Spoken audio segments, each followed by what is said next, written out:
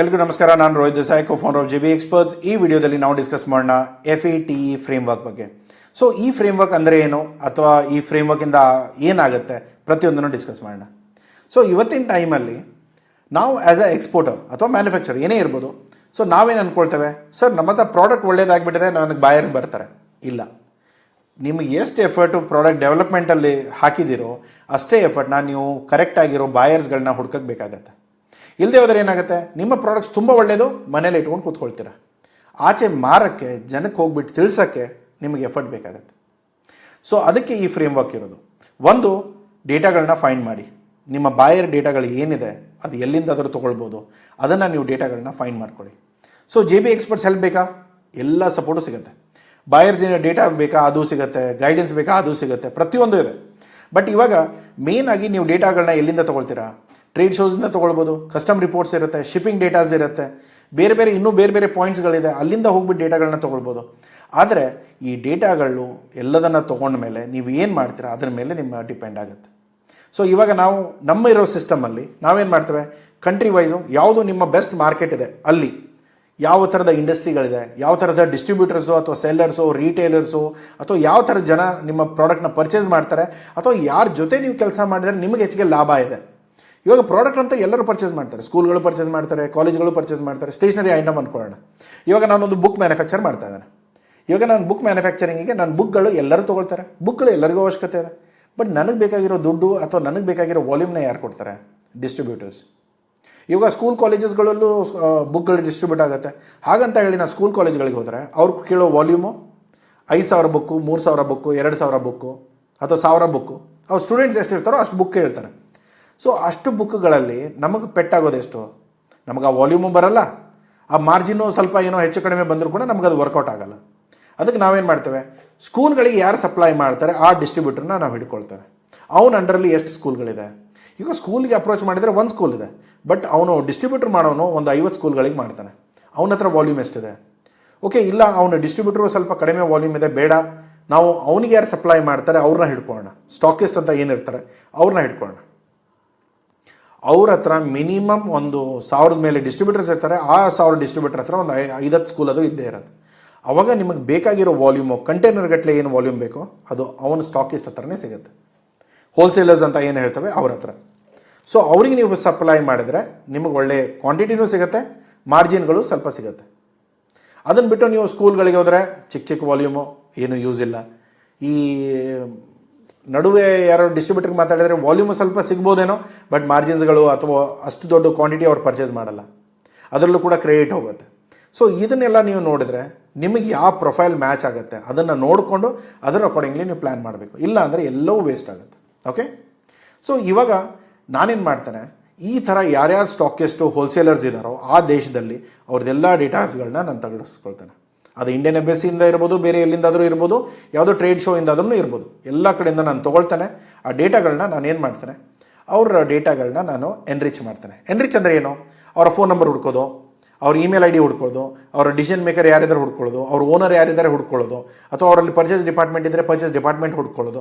ಇದನ್ನೆಲ್ಲ ಹುಡ್ಕೊಂಡು ಪ್ರಾಪರಾಗಿ ಅವರ ಲಿಂಕ್ಡ್ಇನ್ ಪ್ರೊಫೈಲು, ವೆಬ್ಸೈಟು, ಅವರ ಹಿಂದೆ ಏನಾದರೂ ಇಂಡಿಯಾದಿಂದ ಪರ್ಚೇಸ್ ಮಾಡಿದರೆ ಅದರ ಹಿಸ್ಟ್ರಿ, ಪ್ರತಿಯೊಂದು ಡೀಟೇಲ್ಸ್ಗಳನ್ನ ಮ್ಯಾನೇಜ್ ಮಾಡ್ಬೋದು. ಇದನ್ನು ನೀವೇ ಮಾಡ್ತಿರೋ ಅಥವಾ ಯಾರ ಕಡೆಯಿಂದಾದರೂ ಮಾಡಿಸ್ಕೊಳ್ತಿರೋ ಅದನ್ನು ನೀವು ಯೋಚನೆ ಮಾಡಬೇಕು. ಯಾಕೆಂದರೆ ಇದಕ್ಕೆಲ್ಲ ಟೈಮೂ ಬೇಕು, ದುಡ್ಡು ಬೇಕು, ಆಮೇಲೆ ಟೆಕ್ನಾಲಜಿನೂ ಬೇಕಾಗತ್ತೆ. ಸೊ ಎನ್ರಿಚ್ ಆದರೆ ಏನು? Higher response. ಯಾಕೆಂದರೆ ನಾನು ಹೋಲ್ಸೇಲರ್ಸ್ಗೆ ಮಾತಾಡ್ತಾ ಇದ್ದೇನೆ. ಹೋಲ್ಸೇಲರ್ಸ್ಗೆ ಏನು ಬೇಕು? Quantity, delivery, payment. ಈ 3 ವಿಷಯ ಅವ್ರಿಗೆ ಚೆನ್ನಾಗಿ ಕೊಟ್ಟರೆ ಮುಗಿದೋಯ್ತು. ಒಳ್ಳೆ ಕ್ವಾಲಿಟಿ ಬುಕ್ಸ್ ನಿಮ್ಮ ಹತ್ರ ಇದೆ, ಒಳ್ಳೆ ಪ್ರೈಸಲ್ಲಿ ನೀವು ಕೊಡ್ತಾ ಇದ್ದೀರಾ, ಒಳ್ಳೆ ಡೆಲಿವರಿ ಟರ್ಮ್ಸ್ ಇದೆ, ಒಳ್ಳೆ ಕ್ರೆಡಿಟ್ ಟರ್ಮ್ಸ್ ಇದೆ, ಅಥವಾ ಒಳ್ಳೆ ಪೇಮೆಂಟ್ ಟರ್ಮ್ಸ್ ಇದೆ, ಮುಗಿದೋಯ್ತು. ಒಬ್ಬ ಡಿಸ್ಟ್ರಿಬ್ಯೂಟರ್ಗೆ, ಹೋಲ್ಸೇಲರ್ಗೆ ಏನು ಬೇಕಾಗುತ್ತೆ? ಒಳ್ಳೆ ಕ್ವಾಲಿಟಿ ಇದ್ದರೆ ಸಾಕಾಗುತ್ತೆ. ಅದರಲ್ಲೂ ಕೂಡ ನೀವೇನಾದರೂ ಕಸ್ಟಮೈಸೇಷನ್ ಮಾಡಿ ಕೊಡ್ತಾ ಇದ್ದರೆ ಆ ಕಸ್ಟಮೈಸೇಷನ್ ಆರ್ಡರ್ ಕೂಡ ಎತ್ಕೊಳ್ಬೋದು. ಓಕೆ, ಸೊ ಎಷ್ಟು ಹೈಯರ್ ರೆಸ್ಪಾನ್ಸ್ ಬರುತ್ತೆ ಅಷ್ಟೇ ನಿಮಗೆ ಬೆಟರ್ ಕನ್ವರ್ಷನ್ ಸಿಗುತ್ತೆ.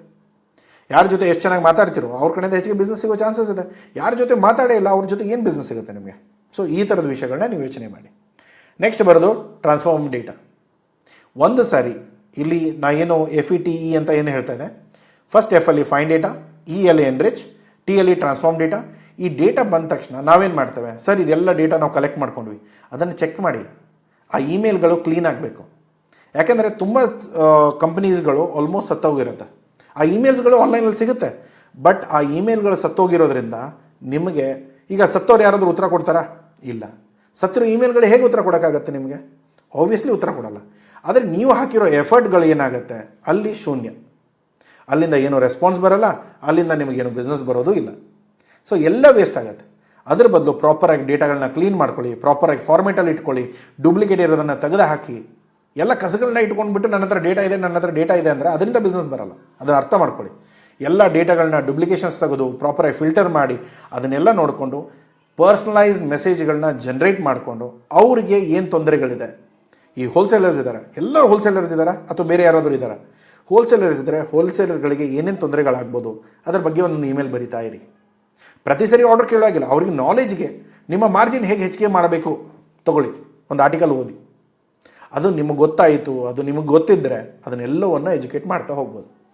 ಕಸ್ಟಮರ್ಸ್ನ ನೀವು ಯಾವತ್ತೂ ಕೂಡ ಬರೀ ಕಸ್ಟಮರ್ ಆಗಿ ನೋಡಬೇಡಿ, ಆ್ಯಸ್ ಅ ಪಾರ್ಟ್ನರ್ ಆಗಿ ನೋಡಿ. ಅವ್ರಿಗೆ ಯಾವ್ಯಾವ ಥರದ ಸಮಸ್ಯೆಗಳು ಬರಬಹುದು ಅದನ್ನು ಮುಂದೆ ಯೋಚನೆ ಮಾಡಿಕೊಂಡು ಅದರ ಅನುಕೂಲವಾಗಿ ನೀವು ಅದನ್ನು ಡೀಟೇಲ್ಸ್ಗಳನ್ನ ಫಾಲೋಅಪ್ ಮಾಡ್ತೀರಾ. ಇದು ತುಂಬ ಇಂಪಾರ್ಟೆಂಟ್. ಓಕೆ, ಅದರಲ್ಲೂ ಕೂಡ ನೀವು ಕ್ಲೈಂಟ್ಗಳಲ್ಲಿ ಅಥವಾ ತುಂಬ ವೆರೈಟಿಯಲ್ಲಿ ಕ್ಲೈಂಟ್ಗಳನ್ನ ಒಬ್ಬರು ಪೆನ್ಸಿಲು ಮಾಡ್ತಾ ಇದ್ದಾವೆ, ಎರೇಸರ್ಸು ಮಾಡ್ತಾ ಇದ್ದಾವೆ, ಬುಕ್ಸು ಮಾಡ್ತಾ ಇದೆ, ಪ್ರತಿಯೊಂದು ಇದೆ, ಕಸ್ಟಮೈಸ್ಡು ಇದೆ.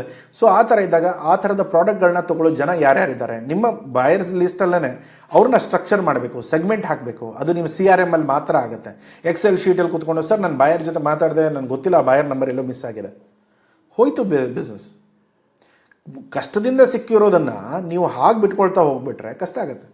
ಪ್ರಾಪರಾಗಿ ಒಂದು ಸಿಸ್ಟಮಲ್ಲಿ ಅಪ್ಡೇಟ್ ಮಾಡಿ, ಏನು ಡೀಟೇಲ್ಸ್ ಬಂದಿದೆ, ಯಾರ ಜೊತೆ ಮಾತಾಡಿದ್ದೀರಾ, ಏನು ಮಾತಾಡಿದ್ದೀರಾ, ಹೇಗೆ ಮಾತಾಡಿದ್ದೀರಾ.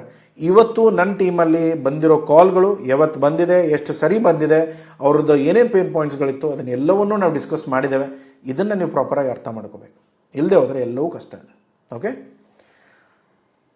ಸೊ ಇದರಲ್ಲಿ ನೀವು ಮೇನಾಗಿ ಚೆಕ್ ಮಾಡ್ತಾ ಇರೋದು ಬಾಯರ್ಸ್ಗಳಲ್ಲಿ ಇವತ್ತಿನ ಟೈಮಲ್ಲಿ ಏನು ಟ್ರೆಂಡ್ ನಡೀತಾ ಇದೆ, ಯಾವ ಪ್ರಾಡಕ್ಟಿಗೆ ಡಿಮಾಂಡ್ ಬರ್ತಾ ಇದೆ, ಇವ್ರು ತುಂಬ ಸಾರಿ ಇದನ್ನೇ ತೊಗೊಳ್ತಾ ಇದ್ದಾರೆ, ಬೇರೆ ಯಾವುದೂ ತೊಗೊಳ್ತಾ ಇಲ್ಲ, ಯಾಕೆ ತೊಗೊಳ್ತಾ ಇಲ್ಲ ಅದನ್ನು ಅರ್ಥ ಮಾಡ್ಕೊಳ್ಳಿ. ತುಂಬ ಕ್ರಾಸ್ ಸೆಲ್ಲಿಂಗ್ ಮಾಡಿ, ಆವಾಗ ನಿಮ್ಮ ಬಿಸ್ನೆಸ್ ಬೆಳೆಯೋಕ್ಕೆ ಸ್ಟಾರ್ಟ್ ಆಗುತ್ತೆ. ಓಕೆ, ಸೊ ಇದನ್ನೆಲ್ಲವೂ ನೀವೇ ಮಾಡೋಕ್ಕಾದರೆ ಮಾಡಿ.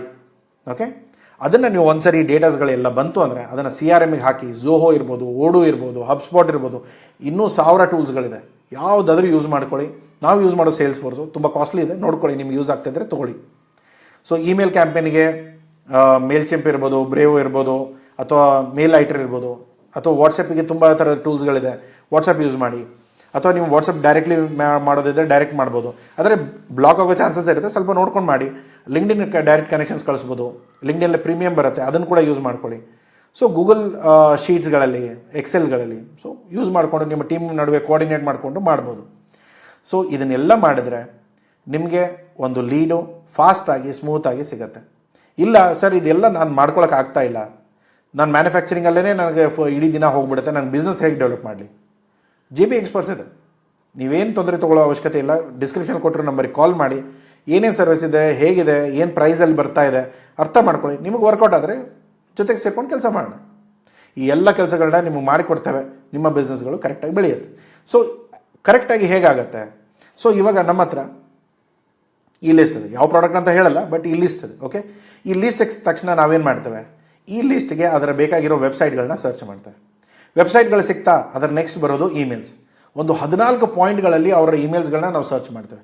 ಅಂದರೆ ಬರೀ ಒಂದು ಜಾಗಕ್ಕೆ ನೋಡ್ಬಿಟ್ಟು ನಾವು ವೆಬ್ಸೈಟ್ಗಳನ್ನ ಬಿಡಲ್ಲ, ಬರೀ ಎಲ್ಲೆಲ್ಲಿ ಅವರ ಇಮೇಲ್ಗಳು ಸಿಗ್ಬೋದು ಎಲ್ಲದರಲ್ಲೂ ಸರ್ಚ್ ಮಾಡಿಕೊಂಡು ಆ ಇಮೇಲ್ಗಳನ್ನ ನಾವು ಹುಡುಕ್ತೇವೆ. ಅದು ಡಿಸಿಷನ್ ಮೇಕರ್ಸ್ ಇಮೇಲ್ ಸಿಗ್ಬೋದು, ಸಿಗದೇ ಇರ್ಬೋದು, but end of the day ಏನೋ ಒನ್ ಟಚ್ ಪಾಯಿಂಟ್ ಅಂತೂ ಸಿಗುತ್ತೆ. ಅದರಿಂದ ನಾವು ಬಿಸ್ನೆಸ್ ಮುಂದೆ ಬೆಳೆಸ್ಕೊಂಡು ಹೋಗ್ಬೋದು. ಅದಾದ ಮೇಲೆ ನಾವು ಇಮಿಡಿಯೇಟ್ಲಿ ಇಮೇಲ್ಗಳನ್ನ ಕಳಿಸಲ್ಲ. ಇಮೇಲ್ ಕಳಿಸೋ ಮುಂಚೆ ವೆರಿಫೈ ಮಾಡಬೇಕು.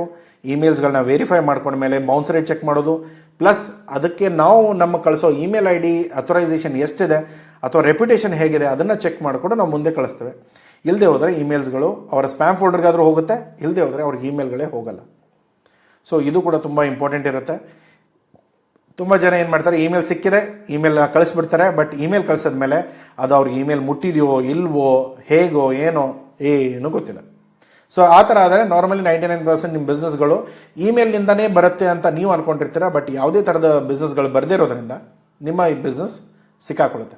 ಸೊ ಇದನ್ನೆಲ್ಲ ಯೋಚನೆ ಮಾಡಿಕೊಂಡು ಒಂದು ಪ್ರಾಪರ್ ಸಿಸ್ಟಮ್ ನಿಮ್ಮ ಪ್ರಾಡಕ್ಟ್ ಡೆವಲಪ್ ಮಾಡೋಕ್ಕೆ ನೀವು ಏನೇನು ಮಾಡ್ಕೊಂಡಿದ್ದೀರೋ ಸೇಮ್ ಸೇಲ್ಸ್ ಆ್ಯಂಡ್ ಮಾರ್ಕೆಟಿಂಗ್ ಕೂಡ ಮಾಡಬೇಕು.